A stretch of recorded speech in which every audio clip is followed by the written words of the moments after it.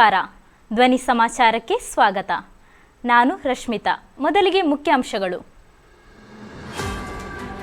ಮಾಜಿ ಮುಖ್ಯಮಂತ್ರಿ ಉಮ್ಮನ್ ಚಾಂಡಿ ಅವರ ನಿಧನ.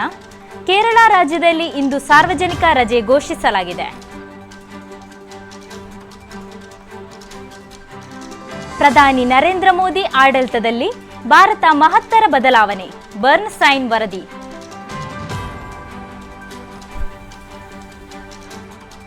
ಇಂದು ಬೆಂಗಳೂರಿನಲ್ಲಿ ಮಹಾಮೈತ್ರಿಕೂಟದ ಮಹತ್ವದ ಸಭೆ. ಮಹಾಗಠ್ ಬಂಧನ್ ನೇತೃತ್ವ ವಹಿಸಿಕೊಳ್ಳಲು ಕಾಂಗ್ರೆಸ್ ಉತ್ಸುಕ.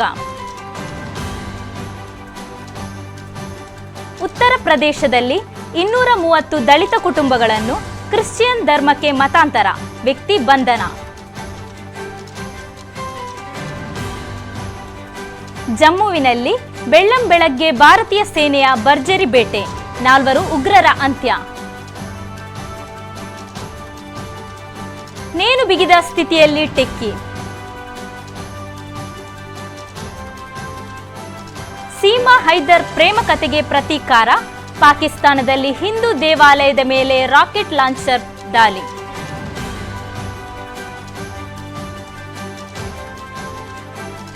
ಮಡಿಕೇರಿ ಡ್ರಗ್ಸ್ ಹೊಂದಿದ್ದ ಪ್ರವಾಸಿಗರ ಬಂಧನ.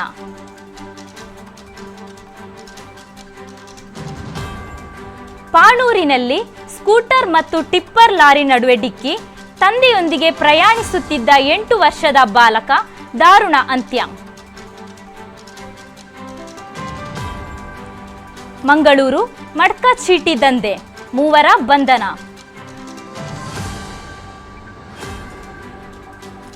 ಅಂತಾರಾಷ್ಟ್ರೀಯ ಒಲಿಂಪಿಯಾಡ್ಗಳಲ್ಲಿ ಮಿಂಚಿದ ಭಾರತೀಯ ವಿದ್ಯಾರ್ಥಿಗಳು.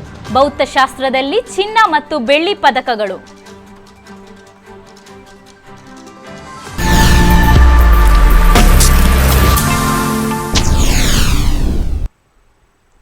ಕೇರಳದ ಮಾಜಿ ಮುಖ್ಯಮಂತ್ರಿ, ಕಾಂಗ್ರೆಸ್ ಹಿರಿಯ ನಾಯಕ ಉಮ್ಮನ್ ಚಾಂಡಿ ಚಿಕಿತ್ಸೆ ಫಲಿಸದೆ ಬೆಂಗಳೂರಿನಲ್ಲಿ ನಿಧನರಾಗಿದ್ದಾರೆ.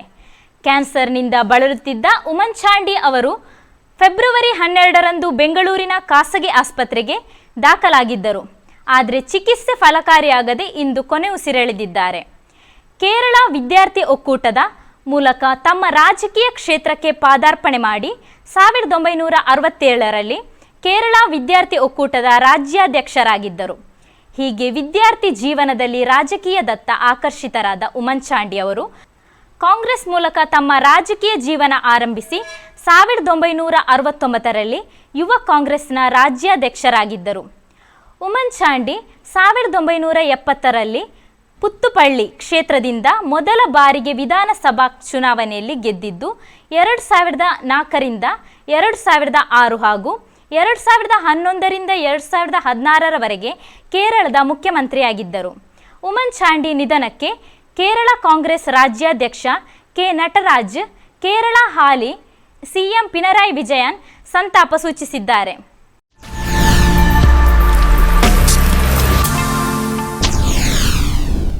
ಪ್ರಧಾನಿ ನರೇಂದ್ರ ಮೋದಿ ಆಡಳಿತದಲ್ಲಿ ಭಾರತ ಬದಲಾಗಿದೆ ಅನ್ನೋದನ್ನು ಇದೀಗ ವಿದೇಶಿ ಸಂಸ್ಥೆಗಳು ಅಧ್ಯಯನ ವರದಿ ಮೂಲಕ ಹೇಳಿದೆ.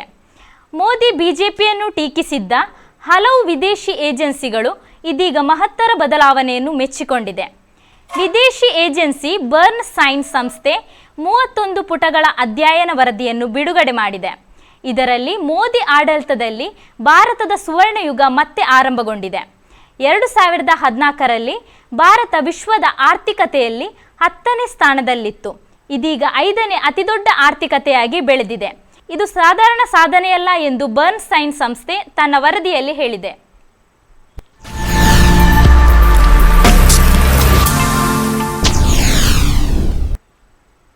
ಇಂದು ಬೆಂಗಳೂರಿನಲ್ಲಿ ಮಹಾಮೈತ್ರಿಕೂಟದ ಮಹತ್ವದ ಸಭೆ ನಡೆಯಿತು. ಮಹಾಗಠ್ ಬಂಧನ್ ನೇತೃತ್ವ ವಹಿಸಿಕೊಳ್ಳಲು ಕಾಂಗ್ರೆಸ್ ಉತ್ಸುಕ ತೋರಿದೆ. ಇಂದು ಸಂಜೆಯವರೆಗೆ ನಡೆಯಲಿರುವ ಮಹಾಗಠ್ ಬಂಧನ್ ಬೈಠಕ್ನಲ್ಲಿ ಬಿಜೆಪಿಯನ್ನು ಕಟ್ಟಿಹಾಕುವ ತಂತ್ರೋಪಾಯಗಳ ಬಗ್ಗೆ ಚರ್ಚಿಸಲಾಗುತ್ತದೆ. ಬಳಿಕ ಜಂಟಿ ಪತ್ರಿಕಾಗೋಷ್ಠಿ ನಡೆಸಲಿರುವ ಮಿತ್ರ ಪಕ್ಷಗಳ ನಾಯಕರು ಮಹತ್ವದ ಘೋಷಣೆ ಹೊರಡಿಸಲಿದ್ದಾರೆ. ವಿಪಕ್ಷಗಳ ಮಹಾಮೈತ್ರಿಕೂಟದ ಸಭೆಯಲ್ಲಿ 2024ರ ಲೋಕಸಭೆ ಚುನಾವಣೆಗೆ ಸಾಮಾನ್ಯ ಕನಿಷ್ಠ ಕಾರ್ಯಕ್ರಮವನ್ನು ನಿರ್ಧರಿಸುವ ಹೊರತಾಗಿ ವಿವಿಧ ವಿಷಯಗಳ ಬಗ್ಗೆ ನಿರ್ಧರಿಸಲು ಸಂಚಾಲಕರನ್ನು ನೇಮಿಸಿ ವಿವಿಧ ತಂಡಗಳನ್ನು ರಚಿಸುವ ಸಾಧ್ಯತೆ ಇದೆ. ಪ್ರತಿಪಕ್ಷಗಳಲ್ಲಿಯೇ ಕಾಂಗ್ರೆಸ್ ಅತಿದೊಡ್ಡ ಪಕ್ಷವಾಗಿರುವುದರಿಂದ ತಾನೇ ಹೊಸ ಮೈತ್ರಿಕೂಟದ ನೇತೃತ್ವ ವಹಿಸಿಕೊಳ್ಳಲು ಕಾಂಗ್ರೆಸ್ ಉತ್ಸುಕವಾಗಿದೆ ಎಂದು ಮೂಲಗಳು ತಿಳಿಸಿವೆ.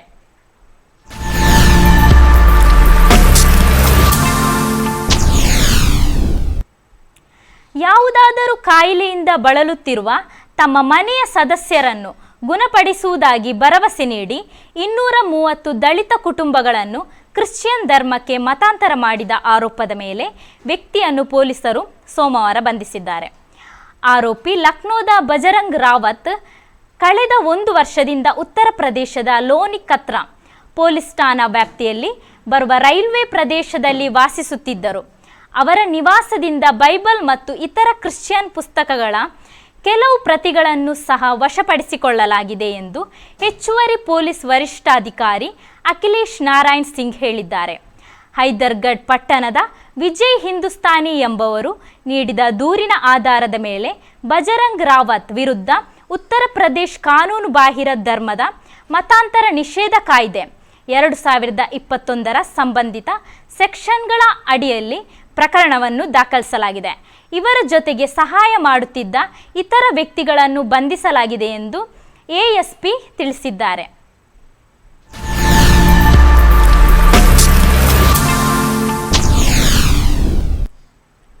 ಶ್ರೀನಗರದ ಸಿಂಧಾರ ಪ್ರದೇಶದಲ್ಲಿ ನಡೆದ ಜಂಟಿ ಕಾರ್ಯಾಚರಣೆಯಲ್ಲಿ ಭದ್ರತಾ ಪಡೆಗಳು 4 ಭಯೋತ್ಪಾದಕರನ್ನು ಕೊಂದಿದ್ದು, ಸೋಮವಾರ ರಾತ್ರಿ 11:30 ಸುಮಾರಿಗೆ ಭದ್ರತಾ ಪಡೆಗಳ ನಡುವೆ ಮೊದಲ ಕಾರ್ಯಾಚರಣೆ ನಡೆಯಿತು.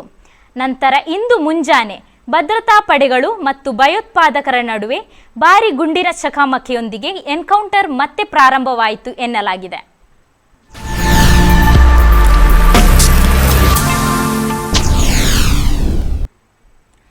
ಬೆಂಗಳೂರಿನ ಜೋಗುಪಾಳ್ಯದ ಟೆಕ್ಕಿ ನೇಣು ಬಿಗಿದ ಸ್ಥಿತಿಯಲ್ಲಿ ಪತ್ತೆಯಾಗಿದೆ. ಕೌಟುಂಬಿಕ ಕಲಹದ ಹಿನ್ನೆಲೆ ಟೆಕ್ಕಿ ದಿವ್ಯಾ ಆತ್ಮಹತ್ಯೆಗೆ ಶರಣಾಗಿರುವ ಬಗ್ಗೆ ಅನುಮಾನಗಳು ವ್ಯಕ್ತವಾಗಿವೆ. ಪತಿ ಅರವಿಂದ್ ದಾನಿಕ್ ಜೊತೆ ಜೋಗುಪಾಳ್ಯದಲ್ಲಿ ದಿವ್ಯಾ ವಾಸವಾಗಿದ್ದರು. 2014ರಲ್ಲಿ ಅರವಿಂದ್ ಥಾನಿಕ್ ಎಂಬಾತನ ಜೊತೆ ದಿವ್ಯಾ ಮದುವೆಯಾಗಿದ್ದಳು. ದಂಪತಿಗೆ 2 ಮುದ್ದಾದ ಮಕ್ಕಳು ಸಹ ಇವೆ.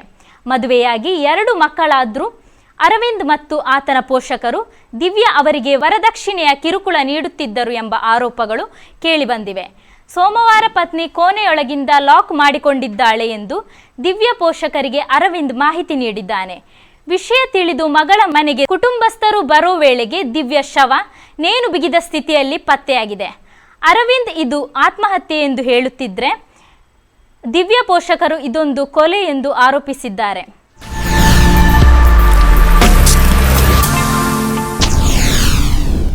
ಪಾಕಿಸ್ತಾನಿ ಮಹಿಳೆ ಸೀಮಾ ಹೈದರ್ ಪ್ರೇಮ ಕತೆ ಬೇರೆ ಬೇರೆ ತಿರುವು ಪಡೆಯುತ್ತಿದ್ದು, ಇದೀಗ ಹಿಂಸಾಚಾರಕ್ಕೆ ತಿರುಗಿದೆ. ಪಬ್ಜಿ ಪ್ರೇಮಿಯೊಂದಿಗೆ ಇರಲು ಭಾರತಕ್ಕೆ ಪ್ರಯಾಣಿಸಿದ ಪಾಕಿಸ್ತಾನಿ ಮಹಿಳೆ ಸೀಮಾ ಹೈದರ್ ವಿರುದ್ಧ ಪ್ರತೀಕಾರ ತೀರಿಸಿಕೊಳ್ಳುವುದಾಗಿ ಡಕಾಯಿತರು ಎಚ್ಚರಿಕೆ ನೀಡಿದ ಕೆಲವು ದಿನಗಳ ನಂತರ ಪಾಕಿಸ್ತಾನದ ದಕ್ಷಿಣ ಸಿಂಧ್ ಪ್ರಾಂತ್ಯದಲ್ಲಿ ಭಾನುವಾರ ಹಿಂದೂ ದೇವಾಲಯದ ಮೇಲೆ ದಾಳಿ ನಡೆಸಿದ್ದಾರೆ. ದಾಳಿಕೋರರು ಸಿಂಧ್ ಪ್ರಾಂತ್ಯದ ಕಾಶ್ಮೀರ್ ಪ್ರದೇಶದಲ್ಲಿ ಸ್ಥಳೀಯ ಹಿಂದೂ ಸಮುದಾಯದವರು ನಿರ್ಮಿಸಿದ ಸಣ್ಣ ದೇವಾಲಯ ಮತ್ತು ಹಿಂದೂ ಸಮುದಾಯದ ಸದಸ್ಯರ ಮನೆಗಳ ಮೇಲೆ ದಾಳಿ ನಡೆಸಿದ್ದಾರೆ ಎಂದು ವರದಿಯಾಗಿದೆ. ಪ್ರಾಂತೀಯ ರಾಜಧಾನಿಯಾದ ಕರಾಚಿಯಲ್ಲಿ ಸುಮಾರು 150 ವರ್ಷಗಳಷ್ಟು ಹಳೆಯದಾದ ದೇವಾಲಯ ಇದಾಗಿದೆ. ಭಾನುವಾರ ದಾಳಿಯ ಸಮಯದಲ್ಲಿ ಮುಚ್ಚಲ್ಪಟ್ಟಿದ್ದ ದೇವಾಲಯದ ಮೇಲೆ ದಾಳಿಕೋರರು ಮನಬಂದಂತೆ ಗುಂಡು ಹಾರಿಸಿದ್ದಾರೆ. ದಾಳಿಯ ಸಮಯದಲ್ಲಿ ದಾಳಿಕೋರರು ರಾಕೆಟ್ ಲಾಂಚರ್ಗಳನ್ನು ಬಳಸಿದ್ದಾರೆ.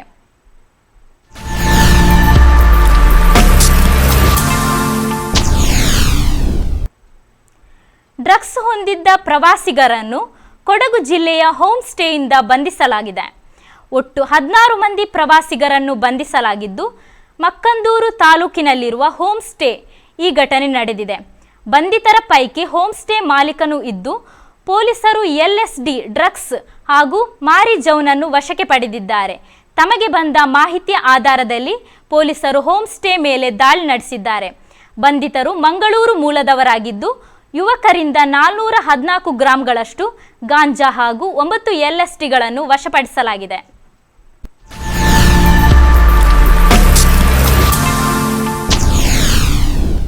ಕಣ್ಣೂರಿನ ಪಣ್ಣೂರಿನಲ್ಲಿ ಸ್ಕೂಟರ್ ಮತ್ತು ಟಿಪ್ಪರ್ ಲಾರಿ ನಡುವೆ ಡಿಕ್ಕಿ ಸಂಭವಿಸಿ ತಂದೆಯೊಂದಿಗೆ ತೆರಳುತ್ತಿದ್ದ 8 ವರ್ಷದ ಬಾಲಕ ಮೃತಪಟ್ಟಿದ್ದಾನೆ. 1ನೇ ತರಗತಿ ವಿದ್ಯಾರ್ಥಿ ಹಾದಿ ಹಮ್ದಾನ್ ಮೃತ ಬಾಲಕನಾಗಿದ್ದು, ಅಪಘಾತದಲ್ಲಿ ಸ್ಕೂಟರ್ ಚಲಾಯಿಸುತ್ತಿದ್ದ ಹಾದಿಯ ತಂದೆ ಅನ್ವರ್ ಕೂಡ ಗಂಭೀರವಾಗಿ ಗಾಯಗೊಂಡ ಆಸ್ಪತ್ರೆಯಲ್ಲಿ ಚಿಕಿತ್ಸೆ ಪಡೆಯುತ್ತಿದ್ದಾರೆ.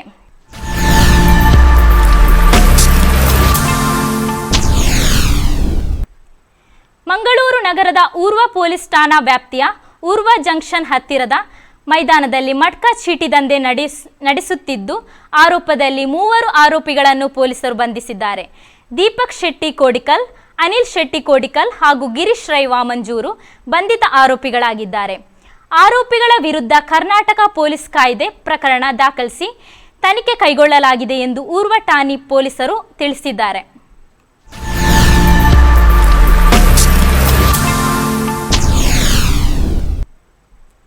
ಅಂತಾರಾಷ್ಟ್ರೀಯ ಒಲಿಂಪಿಯಾಡ್ಗಳಲ್ಲಿ ಮಿಂಚಿದ ಭಾರತೀಯ ವಿದ್ಯಾರ್ಥಿಗಳು ಭೌತಶಾಸ್ತ್ರದಲ್ಲಿ 3 ಚಿನ್ನ ಮತ್ತು 2 ಬೆಳ್ಳಿ ಪದಕಗಳು. ಈ ಸಾಧನೆಗಳು ರಾಷ್ಟ್ರಕ್ಕೆ ಅಪಾರ ಹೆಮ್ಮೆ ತಂದಿದೆ ಮತ್ತು ಭೌತಶಾಸ್ತ್ರ, ಜೀವಶಾಸ್ತ್ರ ಮತ್ತು ಗಣಿತ ಕ್ಷೇತ್ರಗಳಲ್ಲಿ ಭಾರತೀಯ ವಿದ್ಯಾರ್ಥಿಗಳ ಸಮರ್ಪಣೆ ಮತ್ತು ಪ್ರತಿಭೆಗೆ ಸಾಕ್ಷಿಯಾಗಿದೆ. ಭಾರತೀಯ ವಿದ್ಯಾರ್ಥಿಗಳು ಮತ್ತೊಮ್ಮೆ ತಮ್ಮ ಪ್ರತಿಭೆಯನ್ನು ಪ್ರದರ್ಶಿಸಿದ್ದಾರೆ ಮತ್ತು ವಿಜ್ಞಾನ ಕ್ಷೇತ್ರದಲ್ಲಿ ಗಮನಾರ್ಹ ಯಶಸ್ಸನ್ನು ಸಾಧಿಸಿದ್ದಾರೆ. ಜುಲೈ 10ರಿಂದ 17ರವರೆಗೆ ಜಪಾನ್ನ ಟೋಕಿಯೋದಲ್ಲಿ ನಡೆದ ಅಂತಾರಾಷ್ಟ್ರೀಯ ಭೌತಶಾಸ್ತ್ರ ಒಲಿಂಪಿಯಾಡ್ಗಳಲ್ಲಿ ಭಾರತ ತಂಡವು ಅಸಾಧಾರಣ ಸಾಮರ್ಥ್ಯಗಳಿಗೆ ಸಾಕ್ಷಿಯಾಗಿದೆ.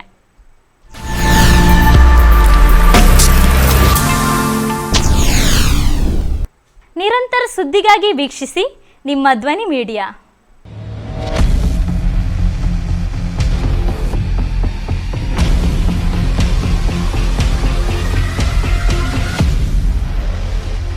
ಧ್ವನಿ ಮೀಡಿಯಾ, ನಿಮ್ಮ ಧ್ವನಿಗೆ ನಮ್ಮ ಧ್ವನಿ.